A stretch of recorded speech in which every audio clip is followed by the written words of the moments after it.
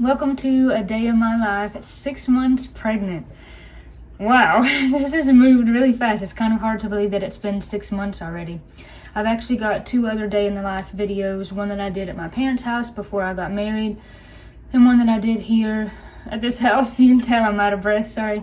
One that I did here shortly after I got married, and so I'll leave the link in the description to those if you want to watch those. But today is going to be what it's like 6 months pregnant in my life. I get out of breath very quickly, very easily, but that's okay. So a lot of my days are mostly the same. It involves a lot of cooking, filming videos, editing videos. Sometimes days will differ a little bit just depending. Like today I actually have an OB appointment, and today's actually a little bit special because you can't see Austin, he's off camera in the living room. My OB appointment is in the morning. And so his boss was very gracious, and she said, well, instead of coming in to only work like an hour, just go on to the appointment, then come to work. So that's really nice and very unusual to still have him here when it's 7:30, 8 o'clock. Do you need to go potty? You want to go potty? Oh, I think she wants out again. Go potty. Olive wants out. So usually after I get out of bed in the morning, I will come downstairs and make some tea, or maybe even just get a fresh glass of water. Usually while I'm making tea, or if I'm just in the kitchen first thing in the morning, I will go ahead and unload the dish drainer and wash up any dishes that are there, even though I will probably have dishes after I eat. I just find that if I can keep the kitchen kind of tidy as I go, it seems to make it a lot easier. And then usually after that, I like to try to stretch in the morning, do some form of stretching. My doctor told me since I was getting out of breath fairly easily, because you have half as much, again, blood as you normally have, they suggested to just do some very light exercise, don't do anything crazy. So I usually just like to stretch just to try to keep things kind of, limber and whatnot, but not push it too much. After that, I will go up and make the bed. Almost always I have to boot Olive out of the bed. She doesn't sleep in the bed with us, she sleeps in the crate, but in the evening before we go to bed, and then in the morning we'll let her just back in the bed, while we're awake. And I always have to boot her out of the bed. And then I will make the bed and just kind of straighten all that up. After that, sometimes it kind of varies. Sometimes I will put on my clothes for the day right away. Sometimes I'll have breakfast first. But today I went ahead and got my clothes on. I brushed my teeth, fixed my hair, put on just a little bit of makeup. And after that, if I have laundry to do, because I am home a lot of the time, I will start laundry. So today I just went ahead and started some blankets, and that pretty much brings me to now.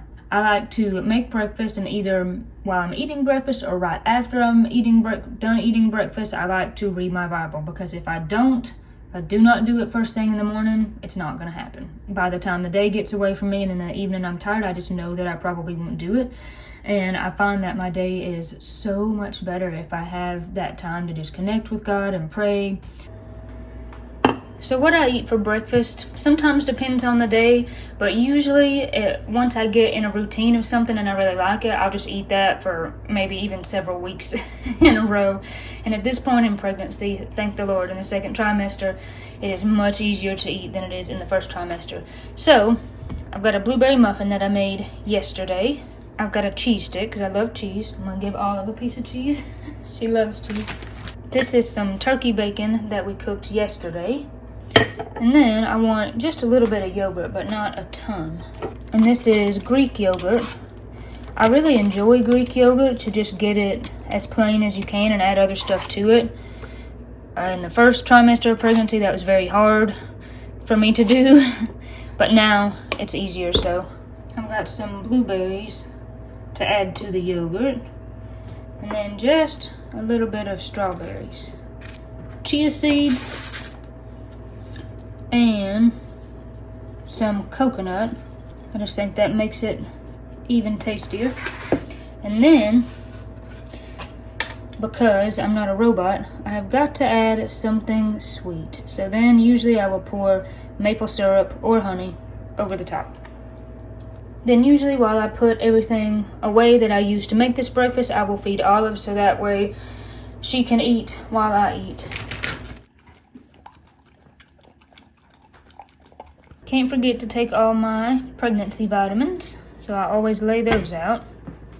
Sometimes I read different things. I always try to read scripture, but sometimes I'll do a devotional first, or if it's a Saturday or a Sunday morning, I will read my Sunday school lesson for that Sunday, which always has scripture in it, so it kind of depends. But lately I have been studying in Ecclesiastes, just slowly making my way through there. And what I like to do is first read in the KJV, King James, because that's just what I grew up with and I'm comfortable with that. But anyone who's ever read the King James Bible before knows sometimes it can be hard to understand. So then I have this NLT Bible, which one of you wonderful subscribers sent me, and I really cannot thank you enough for that, because that has really just made all the difference for me. So then I will go in this Bible and kind of look up that translation just for a better understanding.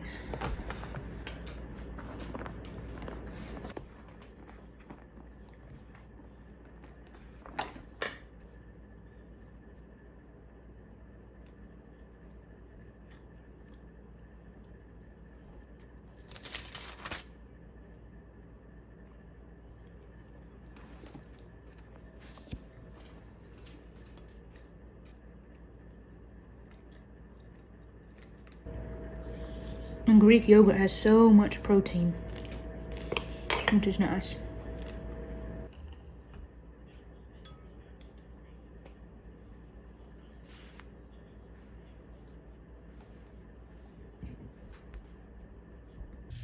That breakfast was good. Now I am very full. I went ahead and washed up all the dishes and kind of cleaned everything. Like I said before, I really try to keep the kitchen clean as I go, because we do cook a lot, and I hate leaving the house, coming back, knowing I need to cook, and having a sink full of dishes. I'm not perfect about it, but I hate doing that. I want to share a verse or two with you that I read this morning. So I've got two verses that I want to share. So this is from Ecclesiastes chapter 10, and it's verse 10. In the KJV it says, "If the iron be blunt, and he do not whet the edge, then must he put to more strength, but wisdom is profitable to direct." This was interesting. It made me think about my dad and all the years that I have seen him use a whetstone, spelled W-H-E-T, to sharpen whether it was an axe blade or a knife blade. And growing up, I can't tell you just how many hundreds of times I've seen my dad chop wood for the wood stove that we have in the basement. And he's got several different axes, and he really takes good care of them, and they're always sharp. Because if you went to chop wood with a dull axe, it could definitely be dangerous, but it could also just take you way longer than it should. So in the NLT version, it says, "Using a dull axe requires great strength, so sharpen the blade. That's the value of wisdom. It helps you succeed." And I liked what it had to say. Down here at the bottom in the NLT, it kind of breaks down what the verses mean, and it really can deepen your understanding. And then it will have questions kind of for you to ask yourself, and it just really makes you think. Trying to do anything without the necessary skills or tools is like chopping wood with a dull axe. If your tool's dull, you should sharpen it to do a better job. And it says, find the areas of your life where your axe is dull and sharpen your skills so you can be more effective for God's work.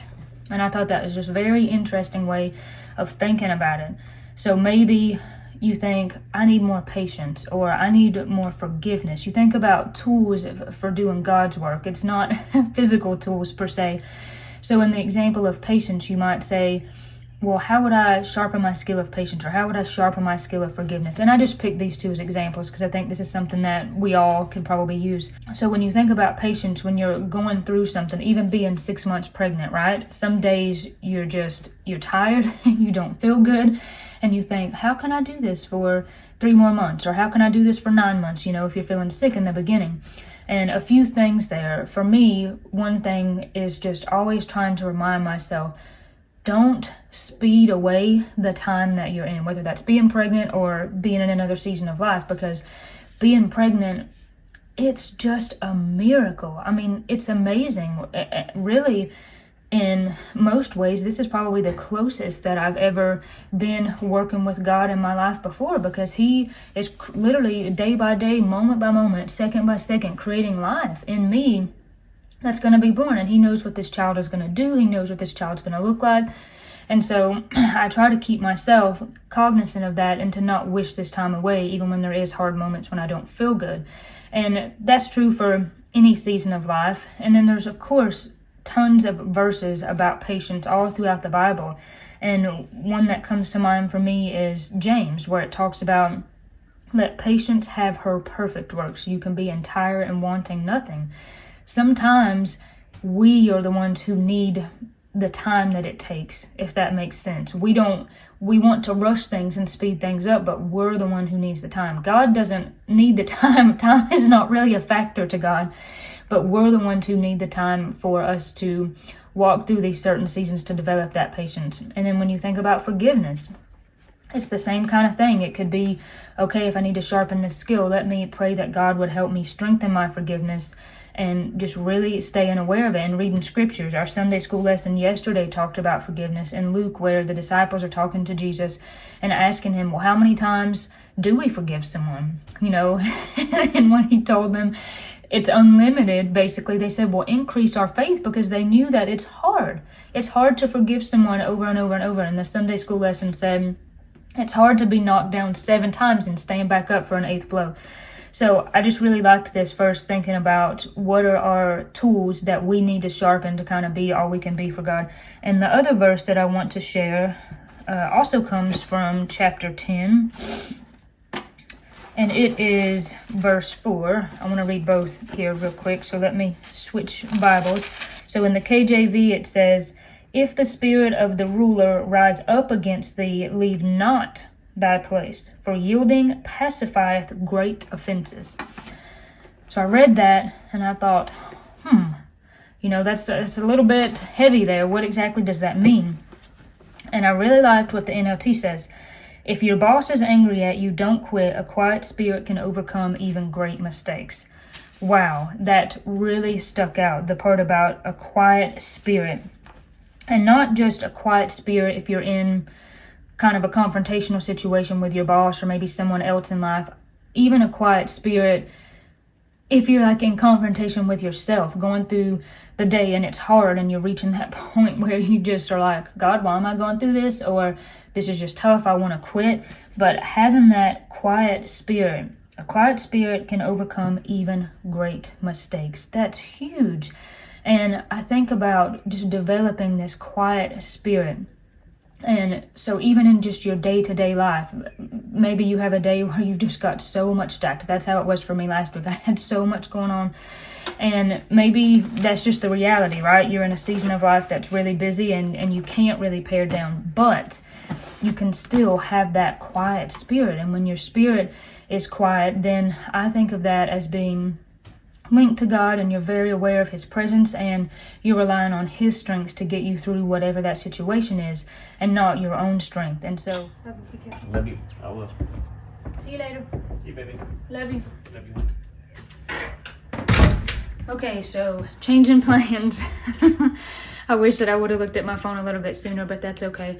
I just looked at my phone, thankfully, right when we were about to go out the door, and my appointment got canceled. So Austin is on his way to work, and I'm not sure what I'm going to do next. I've got, of course, plenty of things that I could do, but our OB's wife has been sick, and I don't really know any details. I just know that she has had, I think, some pretty serious health problems, so I know that's why the appointment was canceled, but I just hope that she's okay, and definitely going to say a prayer for her and just try to call and reschedule at some point. So I have come down here to the laundry room to switch some laundry over. I've actually got some towels from yesterday that I need to fold so I can switch those covers over and probably start another load of laundry since I'm going to be here most of the day. I just like to keep laundry rolling if I've got some to do. So I've been answering emails, doing a little bit of computer work. I've actually been editing another video just a little bit, and it's kind of interesting thinking about what I was talking about just a minute ago in this video about cultivating patience. If that's a skill that you have that needs to be sharpened, definitely, that's a skill that I could sharpen some more. So when things like this come up, this appointment was canceled and whatnot, I just really try to stop and be patient and, you know, just thank God that I even am able to see this doctor. And of course, in this kind of situation, just deep concern for his wife and hoping that she's okay and that she's all right, and taking the time to pray for her. And I'll give you a general update about what it feels like to be 6 months pregnant. Of course, a lot of you watching this have probably been pregnant yourself or had spouses that have been pregnant, but I wanted to give you an update. I feel really pretty great. I don't really feel like I can complain. You know, in the beginning of the pregnancy, I definitely had days where I felt pretty sick and it was difficult to eat, but it's like your body is starving at the same time. But thankfully, I don't really feel that so much now. I mean, I still am eating more, I think, than I normally would, but I don't feel that just really super sick at my stomach all the time anymore. I feel really just pretty good overall. I am battling some serious dry skin. A lot of people have noticed that in recent videos, so even when I was doing the dishes this morning, I'm really trying to wear gloves. I hate doing that, but it really seems to help with the dry skin. Sometimes at night, things are a little bit difficult. It's hard to sleep, sometimes hard to get comfortable. I do have a big pregnancy pillow, which is just cumbersome, and in the beginning I was like, there's no way I would want to sleep with one of those. That looks like the most uncomfortable thing. And then one night I was like, I can't lay flat in the bed anymore. So I do have one of those, and just last night I kind of discovered if I added even more pillows to the big pillow, I could kind of sleep, not completely sitting up, but like at least sort of with the upper half of my body somewhat inclined, and that made it like a lot more comfortable. So definitely gonna try that. Other than that, I mean, I really feel pretty great.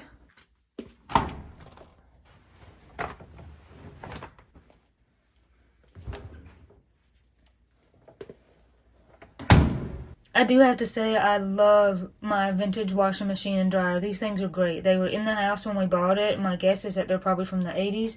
And these things are powerhouses. I love them. I just realized that I didn't have this earring in the last clip there because I was talking to Katie, so I had the phone pressed there, so I had it out. So the next thing I'm going to do is actually to make lunch. And it kind of depends. Sometimes if I have leftovers, I will just eat that if we had leftovers from the weekend. But sometimes if not, I will usually try to make enough lunch that I can eat on it for a couple days, because I'm here on Mondays. And then on Tuesdays, I help my mom with her channel, which if you haven't seen that, I'll put a link in the description. So I'm going to make some rice, some chicken, and some vegetables, just something super simple, tasty, healthy, easy to make. And then that way I will have that for today's lunch and then for the rest of the week, at least for the next couple days.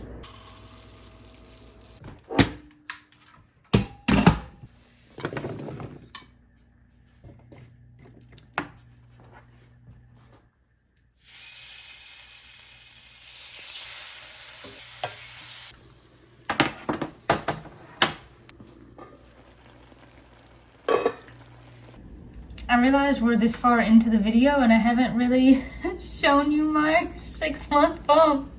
So this is little man, 6 months.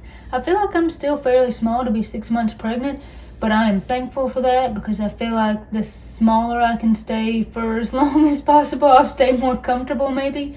It's funny, when you get pregnant, everyone starts looking for the belly. And everyone's like, oh, you know, I see a little belly. And it probably took me until maybe 5 months. So not that long ago until I was really showing. But I just wanted to give you a little peek of the bump because a lot of people have said, you know, I can't never see your bump. I can't hardly ever tell that you're pregnant. So for all you who wanted to see the bump, there it is.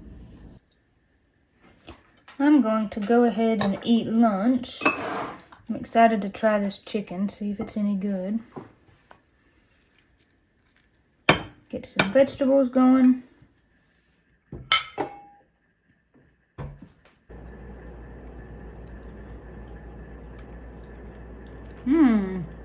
That's good. Sometimes when I'm eating lunch, when I'm here at home, sometimes I'll sit on the couch and watch TV. Sometimes I just sit here and look out the window and just be still and quiet, which is nice. But sometimes I'll read a book.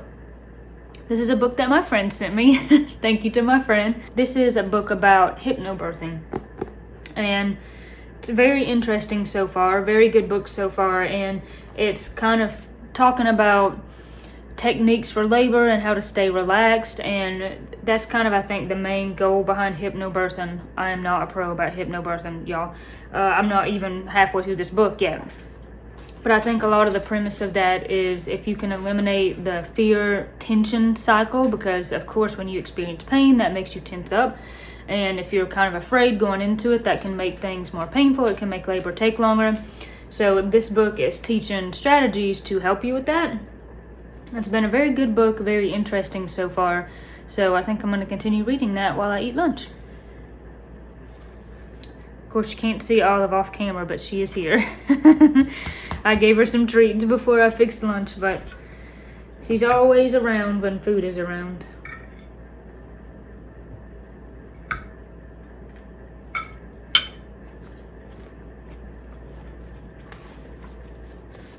I went ahead and cleaned up everything after lunch, and these are the steaks that I've got marinating. I think these are both New York strips.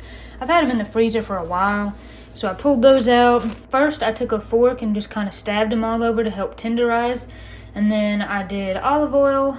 I did coconut aminos in mine, which is again like a soy sauce replacement, and then I did Worcestershire sauce in Austin's, and then I did salt, pepper, garlic powder, and onion powder. So these are going to marinate for a few hours before Austin gets home, and he's going to grill them. Olive is shaking the camera there. She's so silly. So I think what I'm going to do next is go to the library. And I'm excited. I have not been to the library in several years, really probably more than that. And I love to read. I didn't really enjoy reading until I was in my young teens, and then I just fell in love with it, and I probably read a book a week. I just was reading constantly. And then when I got married, I just didn't really have time to read anymore. And then in the evenings before I would go to bed, when I had a little bit of extra time, I just was exhausted. And I would read and just not really absorb. Olive, he's a bug out there, and just not really absorb what I was reading. And then finally I realized I just was too tired, and I just could not put any more information in my brain. And so not that I gave up, but I just kind of quit reading for a little while and thought, well, there'll be a season that comes again when I'm able to read. That season, for whatever reason, happens to be now. I do not know how long that will last with a baby coming in 3 months, but I'm enjoying it right now. So this is the book that I'm currently reading, y'all, but I'm going to put the link in the description. This is number 3 in a series by Ashley Weaver. I love this book. I'm going to get the 4th book and read it as well. I've read all her other books in her other series, and I love it. And studies show that reading fiction reduces your anxiety by like 60%. And I definitely notice that when I read daily, even if it's just a couple pages a day, I really feel like my anxiety is less. And I think it's just because reading fiction just kind of lets your brain escape and just go into a completely different world for a little while. So I usually read before I go to bed, and so I want to just visit the library and see what they've got. I think my library card is probably way out of date. I'm not sure if I'll check out anything unless something just really strikes my fancy, but I remember they used to have books for sale that were super cheap. So I am really looking forward to going to the library. Usually on Mondays, I don't go anywhere. This is my catch-up day. This is my day at home to do laundry, to cook, to do videos. But I'm excited about going to the library and taking you with me.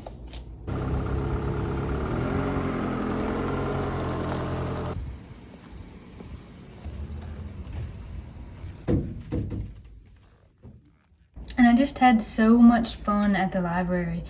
It's so fun to just walk around and look at all the books, because there's just so many different books and titles, and it's like that's a whole nother world contained all in the pages of a book. And so it's just always such a fun time to go to the library. I've seen books by Viola Shipman, Ruth Ware, Karen White. I've read all those authors before and really liked them. And they had this awesome seed library. I did not even know that that was there. I had no idea. So they had these drawers that had flowers and herbs and vegetables, and that was really neat. I guess where you could check out seed packets and maybe bring some of your own to share. And then, of course, naturally, I would find a book about birds. If you've been on the channel, you know that I love birds of prey. I love raptor birds, especially hawks. So it's always fun. I looked at a sharp-shinned hawk. We have those here where I live. I've seen a red-shouldered hawk. We have those. That's probably like my favorite one. Definitely have red tails. So it's just always fun to look at the bird books. They also had books for sale, so I ended up getting a book, and it's always fun to look through those books because they are usually just kind of an odd and interesting assortment of books. And I loved looking at the children's section because I can remember my mom taking me and my sister Katie to the library. At some point, I'm going to be able to take my son to the library. Can I get a sour cream donut?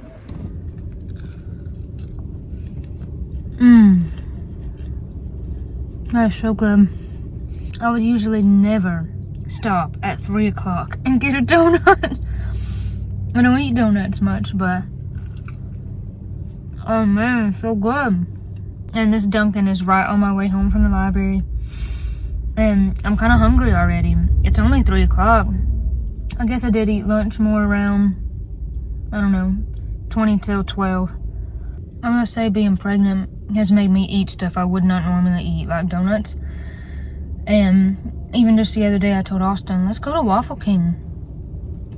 I've never said that once in my life. I don't even know that I've ever even ate at Waffle King before. But for some reason I went at Waffle King. So it definitely has been interesting. In the beginning, I definitely had some food aversions and it was somewhat hard to eat.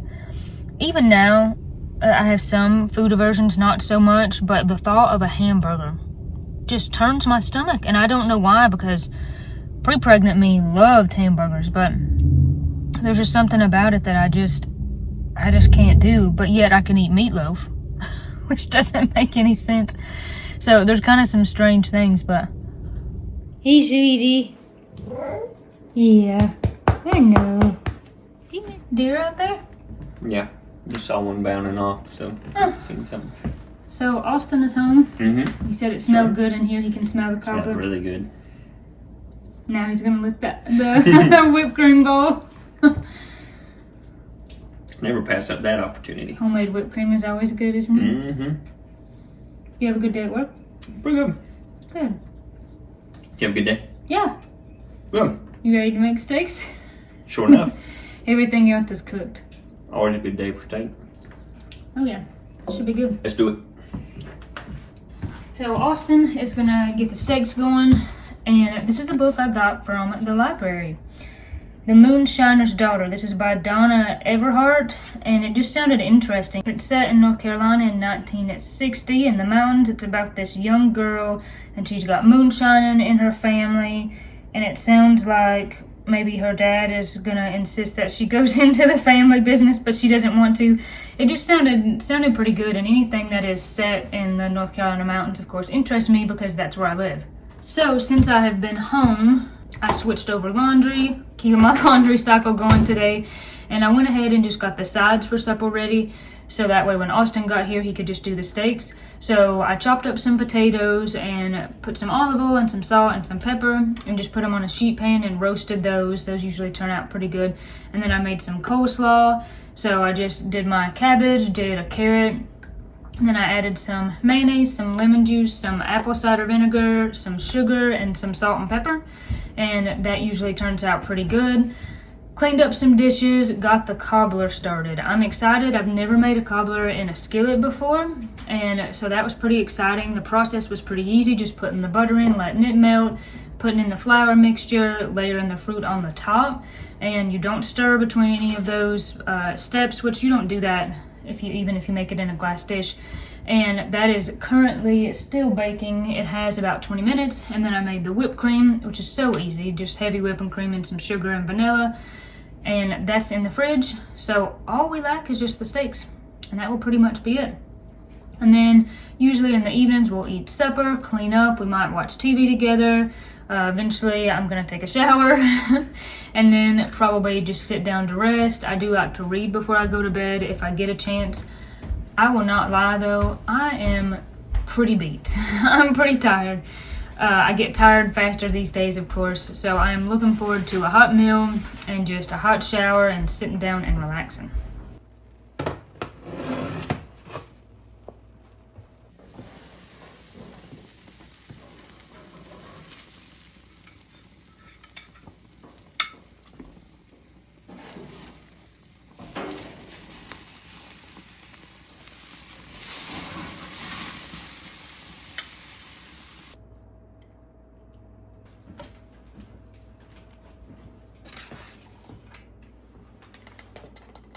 All right, folks. There it is. Go ahead and make yours, doll. Got it. And then we're gonna eat and watch our show, Outdoor Boys YouTube channel. And then we can try some cobbler. Supper was delicious, but we cannot wait any longer to break into this cobbler and see what it's like. Never done this recipe. Don't have any idea if this will be any good, but we're gonna find out. It's definitely got a good crust on it. There's no doubt about that. It's kind of awkward to get out though without making a mess. I gotta do a poison check real quick. Make sure it's okay. Is it good? Mm-hmm. I do like homemade whipped cream. You want me to put some on yours, doll? Oh yeah. About double what you did for yours. There you go. Like that? That's good. Alright. Ready? See what you think. Oh yeah. Mmm. Yeah. That is really good. I think this recipe is a keeper. Yeah. Wow. I'm gonna need this again. This is really good. Mm-hmm. That's Wow. better than pretty good, honey.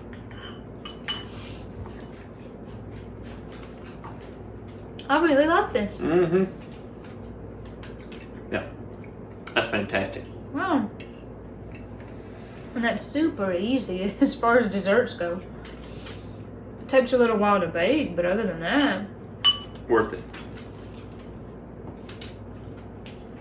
wow. I'm not a little crust on the outside is perfect.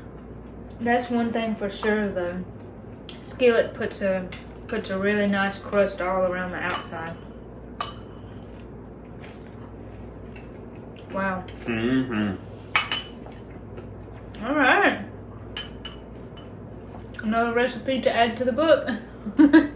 Exactly right.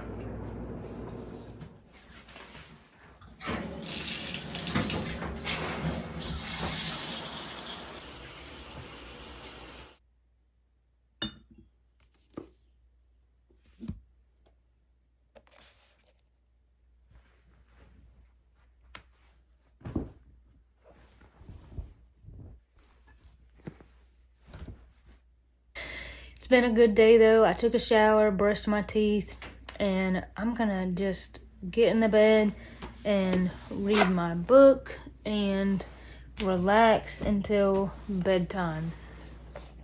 Definitely gonna put on some lotion because oh man, I got the dry skin for sure.